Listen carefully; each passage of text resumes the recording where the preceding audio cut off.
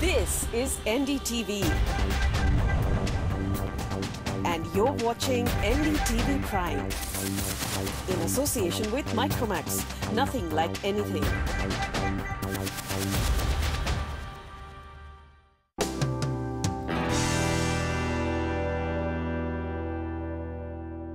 A lot of talk of late of how the Indian automobile market is coming back very smartly.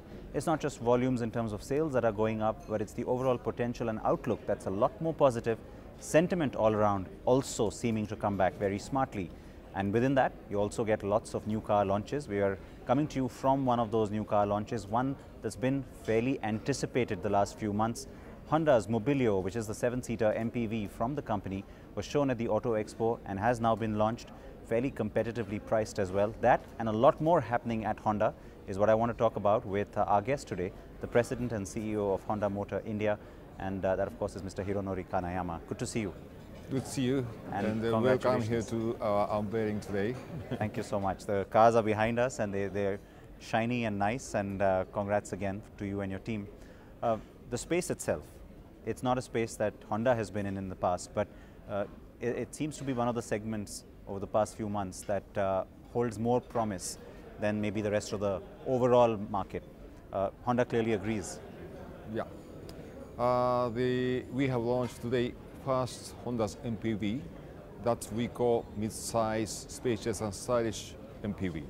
And that is intended for the large family who are not happy with the sedan or small SUVs. And then we see a lot of demand in this market. That is why we have launched this Mobilio. You had two strong products in this segment before you came in.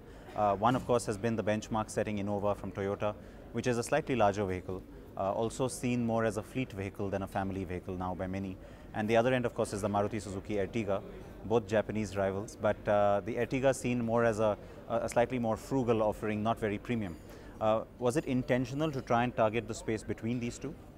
Well, Honda has 5.5 million sales of the MPV globally in the last 20 years.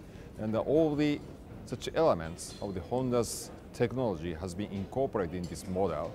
And we thought this was the best package for Indian customers. That is the reason. Was it primarily the fact that this car shares its platform with the Brio and the Amaze, also shares drivetrains with many of your other cars? Was that the compelling reason for launching this here? I mean, you have, like you said, so many other MPVs already that Honda sells in other markets. The Freed, also a fairly compact MPV for that matter. So was that the compelling reason? Well, I think it's about a comparison, but we just, use the other Brio Amaze platform to realize the reasonable pricing for customers so that we can have more customers' joy with the Honda products. Now, the car has already done well in Indonesia, as you shared with us, 46,000 units already sold since January. That's a fairly aggressive number because, of course, Indonesia is a bigger market for MPVs as well. But in India, do you think that, not that number, but do you think that that kind of potential still exists to try and maybe expand the segment in a very big way? I think potential is very, very high because the family number on average here in India is about 6 people. Therefore, the potentiality must be very high, and we are anticipating that market will grow a lot in the future. You have opened bookings a few days ago, and your teaser campaign has been on air, on television, in print. So what's the initial response been like? What are your dealers telling you? So far, we have got about 6,000 bookings, which is far beyond our expectation. Therefore, it's very encouraging. We are so happy with it. You know, some people would have liked you to have maybe even lower prices. But on the other hand, you've surprised some people with your prices. There is always a fear that you'll notch up a large number of bookings, and then there'll be a long waiting period, and after that you'll increase prices. What is the strategy? Well, first of all, we made some estimation for the market demand, but we increase it as demand grows.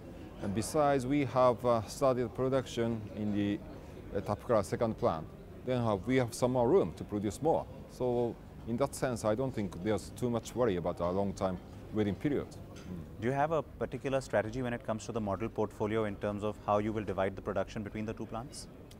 Well, the matter is how to realize best, highest quality and most reasonable cost Therefore, when we have more suppliers near factory, we produce that model to reduce logistic cost.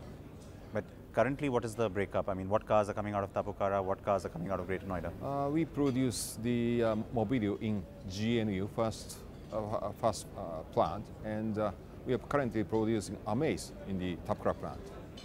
The Amaze and also, of course, the city continue to get very, very good response from the market. With the city in particular, ever since you've launched, I think, that you can't make enough of those, that's for sure. Were you anticipating that much of a demand for the city? And did you think it's come mainly because you now have a diesel? After launch of the city, UC segment has grown by the support of our launch. Therefore, but we didn't expect that much will be sold, and it's a pity. We have to keep customer waiting slightly long, but we'll catch up with it very soon. It's a great number that you have there, so congrats on that as well. Thank you. With Honda, one finds that not just in India, but in other markets as well, the customer expectation is a little bit different, a little more premium than what you see with some of your rivals, even though you operate in the same market, which explains maybe sometimes your pricing strategy, also your positioning. But with that, expectation, there's also a lot more that maybe people start asking you in terms of, I know now today there's been a big discussion about safety features, for example.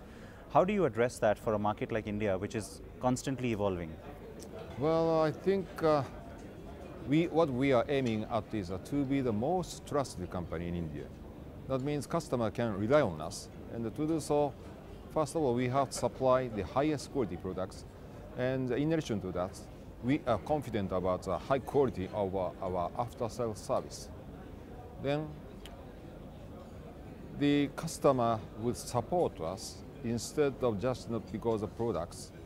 Customer will be happy with the after-sales service. Especially we got ranked #1 in 2 consecutive years in the sales satisfaction index by JD Power quality survey. In that sense, I think we can further enhance our Honda's brand image. Since I mentioned that point about safety, I know everybody's asking you that question today, but what do you think is going to happen in the short term when it comes to, one, the customer expectation, and two, maybe even a change in government regulation? Do you anticipate something? Yeah, I think safety is the most vital issue to anyone, and therefore we try to add the safety equipment as much as possible. But because customer has a preference, so we give some option so that they can opt for any equipment they like. What do you think is a good solution for this? Because very often we find that it is, of course, the higher variants which have, let's say, airbags or ABS, and the base variants, like you said, because of the customer demand, you have to keep the prices as competitive as possible. Do you think we'll have finally a sort of a situation where maybe safety options like airbags or like ABS could just be an option that you pay extra for at any variant? Do you think that's a good solution? Well, I think it can be a partial solution. The matter is how to drive safety. That's it. Therefore, first, I think drivers should learn how to drive safely. And I think many of your people have been in Japan, and I am sure you are aware that they drive very, very strictly to keep traffic low. I think that's the first one. But hardware must follow. But to do so, I think we have changed customers' mindset in a sense, yes, so that they can be more safety oriented. And we are thinking about to do something as a car manufacturer to change the customer's mindset, or to teach them how to drive safely. When we realize it, we will let you know. And do you think that in India in particular, the government's role does become more important? Yes, I think the government role is never small. And you talk to government, of course, like all manufacturers do. Issues like safety, like environmentally friendly cars. Now that we have a new government in place, are you hopeful that some of that might get more impetus? Yes. For instance, even Japan or states to sell more the eco-friendly cars with its subsidy, Toyota is likely to launch a fuel cell vehicle, but the government is already thinking of giving some subsidies so that more people can buy, and to arrange infrastructure for that. So I think we expect a lot from government. There has been a hint of sorts from the finance minister, the new finance minister, Mr. Jaitley, that when it comes to hybrid or when it comes to EVs, there may be some sort of a policy coming, whether it's purely in terms of subsidy or some other incentive, we don't know yet. But given the fact that now the government is talking about that, how actively will you try and engage with government to sort of, speed things along a little bit? As far as technology is concerned, Honda is one of the top advanced manufacturer in the FCV or electric vehicle or hybrid. So we are ready to do anything. If only all we need just some time for preparation, that's it. And do you think the customer in India is ready as well? Well, I think we should talk to more customers about it. The importance of those cars, green cars. I guess both for safety and that they both have the same sort of an approach where the customer Yes. needs more awareness, more education. But okay, let's go back to the overall picture now. When you first came in, took over the operations here in India, Honda was in a very different position. Today we're talking about third largest car maker in India and tags like that. It's happened in relatively quick time, and of course a large sort of part of that is the fact that you now have diesel offerings. But what else do you think has made this possible for you? Because the market wasn't exactly cooperating. You still had a difficult market, even though you may have had a diesel coming in. The biggest change comes from the Honda's mindset. They realized, again, importance of the Indian market. Honda, in the last 3 years, Honda has learned the high potentiality of this market. Then we developed the car for this Indian market, like Amaze, City, and IDTech engines, which Honda didn't have. So I think that is the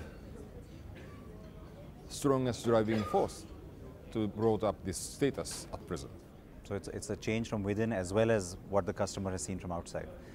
Given that sort of new mindset and the fact that Honda globally looks at India a little bit differently today, do you think there is room to work on products that are in different segments now and not just the expected segments? First of all, we hope the demand for bigger car like a Civic or Amaze will expand. But even at present, there's a potentiality that the SUV market is growing. Therefore, we have not yet made any decisions so far, but we are looking at this market as well. Yeah, I mean, that's exactly where I was going with this. You know this. And we've talked about it in the past, especially on this platform or even what you've done globally with the Vezel. The potential of a product like that in India is huge. Do you think you need to, whatever the decision may be, do you think you need to arrive at that decision quickly? Because between the decision and the launch, there is always some time. Yes. But we are trying to reduce the lead time for their development. And here we are expanding the function of the R&D in India. Therefore, I don't think we need that much time for the development of the car.